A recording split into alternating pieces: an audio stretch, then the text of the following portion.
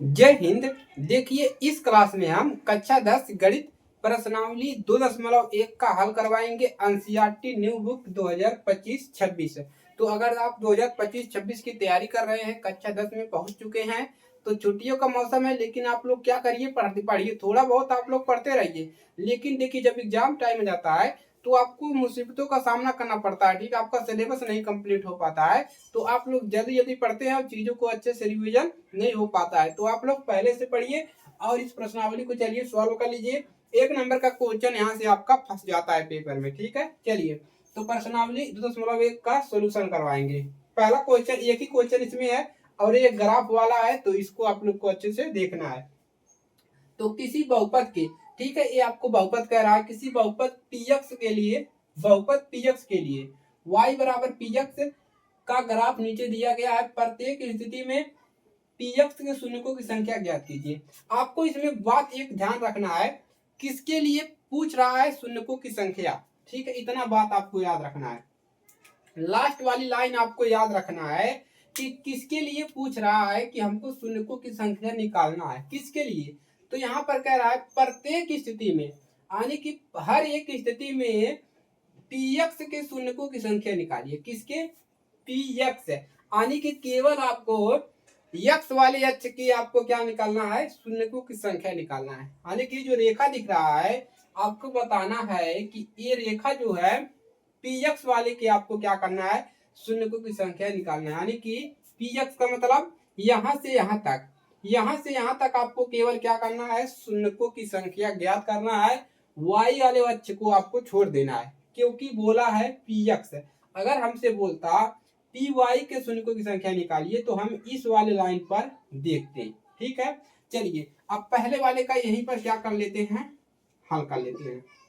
ठीक है, अब देखिए ये जो रेखा है, आप लोग बताइए यक्स वाले अक्ष को, यानी कि यही यक्स अक्ष है, ठीक है, इसको क्या बोलते हैं, यक्ष बोलते हैं। ठीक है, यक्स अक्ष और ये यक्स डैश अक्ष।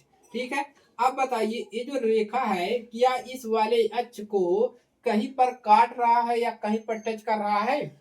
नहीं, कहीं पर नहीं कर रहा है, केवल वाई वाले पर टच कर रहा है। लेकिन हमको निकालना है पीएक्स वाले पे, तो हम यहाँ पर क्या लिखेंगे, शून्यकों की संख्या नहीं है। क्यों नहीं है?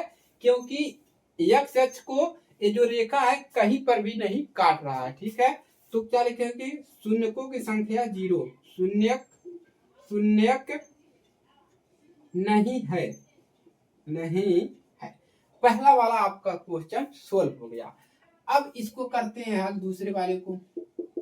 ठीक है, अब आप लोग बताइए ये जो लाइन है कि एक्स अक्ष को कहां पर टच कर रहा है, कहां पर काट रहा है। ठीक है, तो इसी लाइन पे हमको देखना है इस रेखा को। तो देखेंगे ऐसे, केवल यहाँ पर एक स्थान पर क्या कर रहा है, इस लाइन यानी कि जो रेखा है केवल इस वाले अक्ष को एक ही जगह पर काट रहा है। तो क्या लिखेंगे, यहाँ पे लिखेंगे शून्यकों की संख्या 1 है, संख्या 1 है, क्योंकि संख्या रेखा, क्योंकि रेखा एक्स अक्ष को एक स्थान पर कट कर रहा है। ठीक है, एक स्थान पर कट कर रहा है, तो शून्यकों की संख्या कितना हुआ, 1 हुआ। तो इसी तरीके से आप हल कर पाओगे। तीसरा वाला देखिए, इसी लाइन में देखना है। ठीक है, चलिए तो इसी रेखा को, तो एक यहाँ पर मिल गया, यहाँ पर 2 और यहाँ पर 3, तो क्या लिखेंगे, शून्यकों की संख्या, शून्यकों की संख्या कितना है, 3 है। क्यों 3 है? क्योंकि ये जो रेखा है एक्स अक्ष को 3 स्थानों पर काट रही है। ठीक है, तो यहाँ पर लिख देंगे, क्योंकि ये जो संख्या रेखा है, यक्स संख्या रेखा जो ये है, संख्या रेखा एक्स अक्ष को 3 स्थानों पर काट रही है। ठीक है, इसके बाद क्वेश्चन नंबर 4, एकदम समझ में आ रहा है ना, शून्य निकालना है आपको। तो इसमें देखिए केवल इसी वाले पे निकालना है, इस वाले को ध्यान नहीं देना है। तो एक यहाँ पर, एक यहाँ पर, तो शून्यकों की संख्या कितना हुआ, 2, शून्यकों की संख्या 2 है। एकदम क्लियर है। चलिए क्वेश्चन नंबर 5 का हल करवाते हैं। किताब में आपको ऐसे सेम मिल जाएगा, ठीक है।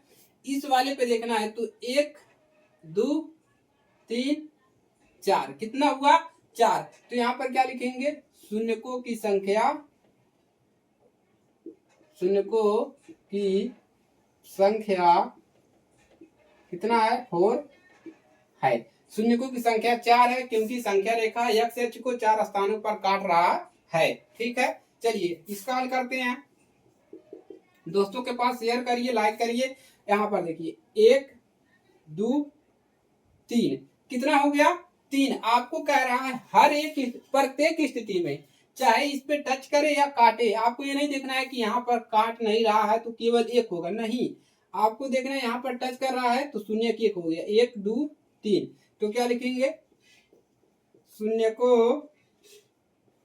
को की संख्या कितना है 3 है। एकदम क्लियर है। तो प्रश्नावली 2.1 खत्म हुआ और ये चैप्टर भी आपका क्या हुआ, द एंड। ये चैप्टर भी आपका खत्म हुआ। एक ही प्रश्नावली इस चैप्टर में है तो देख लेते हैं एक बार आपके एनसीईआरटी बुक में, ठीक है। एनसीईआरटी बुक आपका सेम वही है, पुराना वाला सिलेबस, ठीक है। तो आपका ये जो चैप्टर है अभी इसमें है, ठीक है, अभी खत्म नहीं हुआ है। तो आपका ये चैप्टर है, एक प्रश्नावली और है, ठीक है, पुराने वाले से हटाया था। तो